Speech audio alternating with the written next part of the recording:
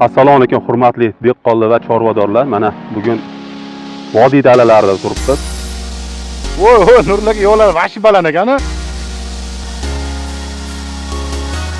125, 120, 130. Andijon viloyati Ulug'nor tumani namuna masif Bobushoh fermer xo'jaligi turibmiz. Dala g'alla ekin maydonida. Ekilgan sanasi 1-oktyabr bo'lgan. Ya'ni ishlovida birinchi ekishdan oldin 150 kg amofos sepib turib ekkanmiz.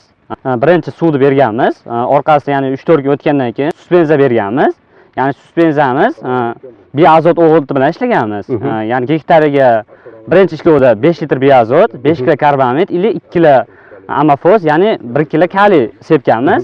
Sirazi keyin unda traktor bilan 150 kg karbamid sepganmiz. Undan keyin ikkinchi suvni ochishni boshlaganmiz. O'sha ya'ni chillak suvdan keyin uchinchi suv bo'ladi. 8 kg karbamid, 5 kg amofos, 2 kg kaliy, keyin 18 litrdan biazot ishlaganmiz. Keyin bahorga, ya'ni mart oyligi boshlanganda bir qator hasharotlar bilan shug'ullanganmiz. Ya'ni zang, trepeslarga qarshi dori sepganmiz, zaharli moddalar. Hasharotlarga qarshi inkaratitlar sepganmiz. Inkaratitlar sepganmiz. So'ngra mart oyining 15larida yana dorilaganmiz. Ya'ni unda silitra bilan ishlaganmiz.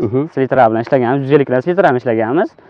Keyingisida 3-suspenzamizda ham keyin yana oshirganmizda, ya'ni 10 kg karbamid, 8 kg amofos, 3 kg kaliy, 10 litrdan biazot bilan ishlaganmiz.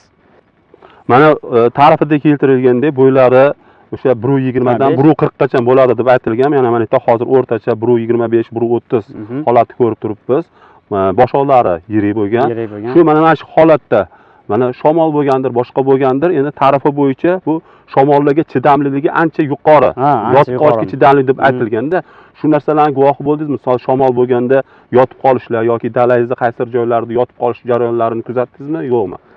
Biz Qo'qon hududiga kiramiz, shamol ko'proq bo'ladi bizga chidamli. Shamol o'ta ko'p bo'lgan hisobiga mart oyidan may oyigacha shamol kuchliroq bo'ladi. Shuning hisobiga ko'p maydonimiz boshqa yillar yotib qolgan. Ya'ni o'sha bo'yni hisobiga. Bu navga kelsak, mana hozir bo'yi siz aytib turganingizdek 120 dan 140 gacha bo'lib turibdi. Ya'ni mana holati yaxshi, namligi ham zo'r, shamolga chidamli ana urug' ekan deb hisobladik.